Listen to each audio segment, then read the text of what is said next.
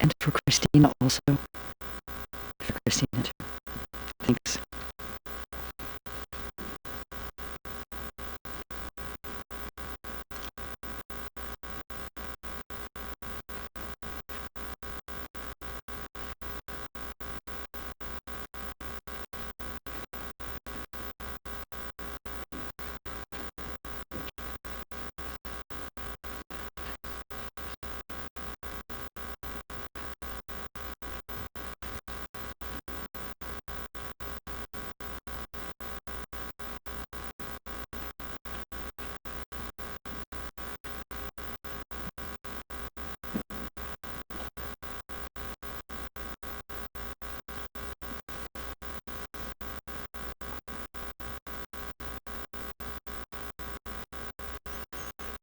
Good morning, everyone. We are now speaking again.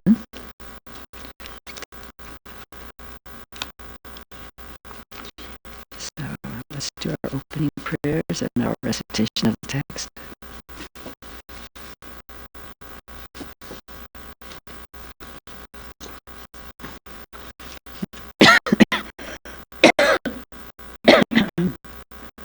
And you notice in the order of prayers in the prayer book, the first one is asking that all obstructors and enemies, all those who cause harm to us, be completely liberated and established in the ultimate realization. And apparently I'm not on. Am I on?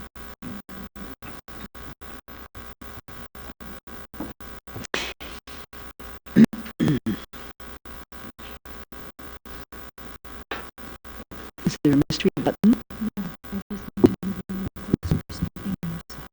I know, smoke. I feel like as if I smoke too many cigarettes.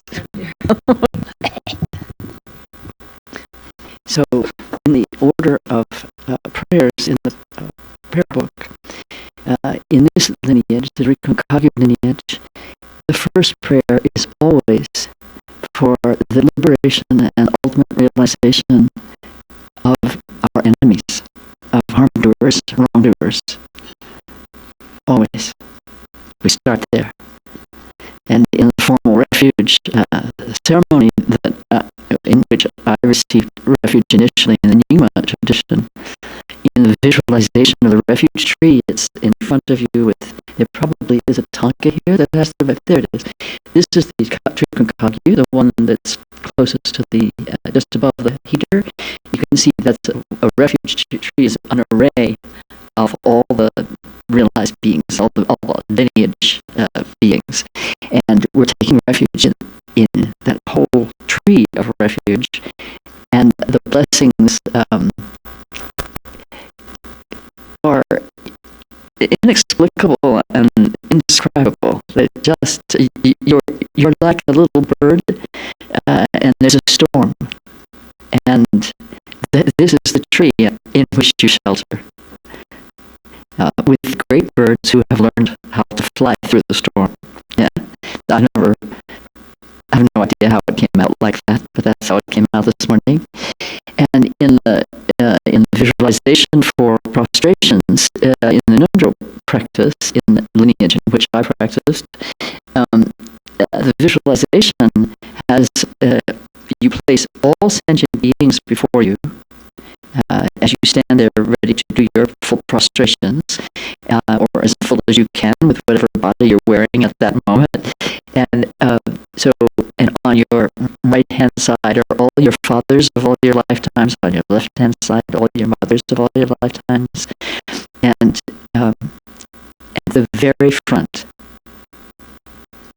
the very first ones are those who have harmed you, those who would like to harm you, those who will harm you, and those who harm others.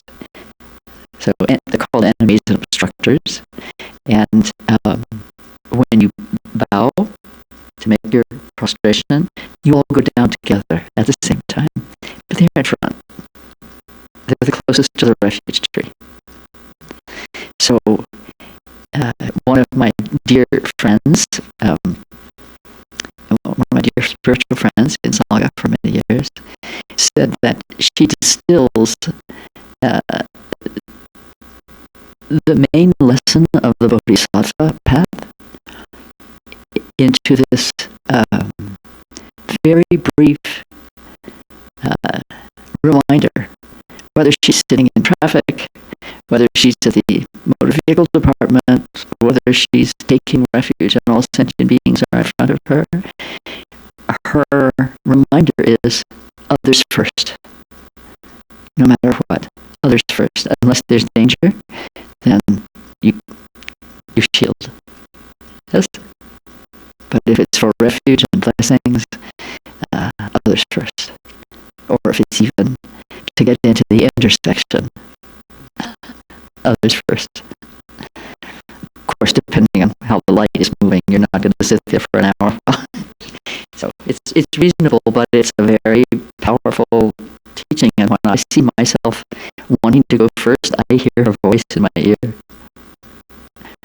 Others first, Barbara. It's really good. So that's our first prayer when we do the recitation of our prayers.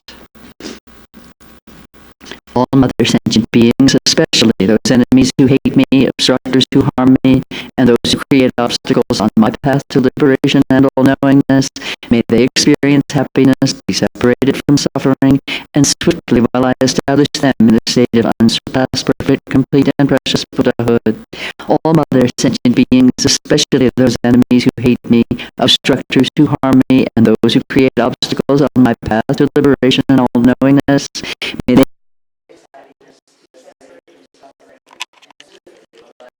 them in the state of unsurpassed, perfect, complete, and precious Buddhahood. All mother sentient beings, especially those enemies who hate me, obstructors who harm me, and those who create obstacles on my path to liberation and all-knowingness, may they experience happiness, be separated from suffering, and swiftly will I establish them in the state of unsurpassed, perfect, complete, and precious Buddhahood. Thus, until I achieve enlightenment, I perform virtuous deeds with body, speech, and mind. Until death, I perform virtuous deeds with body, speech, and mind. From now until this time tomorrow, I perform virtuous deeds with body, speech, and mind. In the Buddha, the Dharma, and the Sangha most excellent, I take refuge until enlightenment is reached. By the merit of generosity and other good deeds, may I attain Buddhahood for the sake of all sentient beings. In the Buddha, the Dharma, and the Sangha most excellent, I take refuge until enlightenment is reached. By the merit of generosity and other good deeds, may I attain Buddhahood for the sake of all sentient beings. In the Buddha, the Dharma, and the Sangha most excellent, I take refuge until enlightenment is reached. By the merit of generosity and other good deeds, may I attain Buddhahood for the sake of all sentient beings. May all mother sentient beings, boundless as the sky, have happiness and the causes of happiness. May they be liberated from suffering and the causes of suffering. May they never be separated from the happiness which is free from sorrow. May they rest in equanimity, free from attachment and aversion. May all mother sentient beings, boundless as the sky, have happiness and the causes of happiness. May they be liberated from suffering and the causes of suffering. May they never be separated from the happiness which is free from sorrow. May they rest in equanimity, free from attachment and aversion. May all mother sentient beings, boundless as the sky, have happiness and the causes of happiness. May they be liberated from suffering and the causes of suffering. May they never be separated from the happiness which is free from sorrow. May they rest in equanimity, free from attachment and aversion.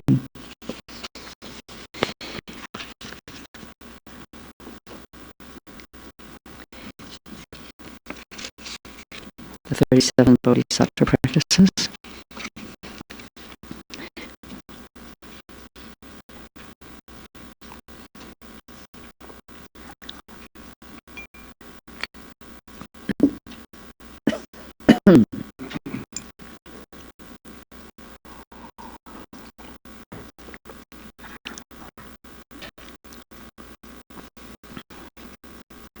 Namo Lokeshvaraya. While seeing that all phenomena neither come nor go, you strive solely for the sake of all beings. Supreme Guru and Protector Chenrezig, at all times I respectfully pay homage to you with my body, speech, and mind.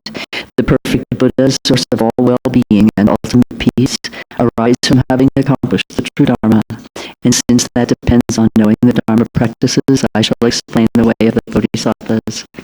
Having now gained this great ship of freedom and fortune so difficult to find, in order to free yourself and others from the ocean of cyclic existence, listen, reflect, and meditate day and night without distraction. This is the way of a Bodhisattva. Attachment to loved ones churns like water, hatred for enemies rages like fire. In the darkness of ignorance one forgets what to adopt and what to avoid. Abandon your homeland. This is the way of a Bodhisattva. When negative places are abandoned, disturbing emotions will gradually decline. Without distractions, attention to virtue naturally grows. When the mind becomes clear, certainty in the Dharma arises. Live alone in seclusion. This is the way of a Bodhisattva. Family and long-time companions will part from each other. Possessions gained with effort will be left behind. Consciousness, a guest, will leave the guest house of the body. Let go of all worldly concerns. This is the way of a Bodhisattva.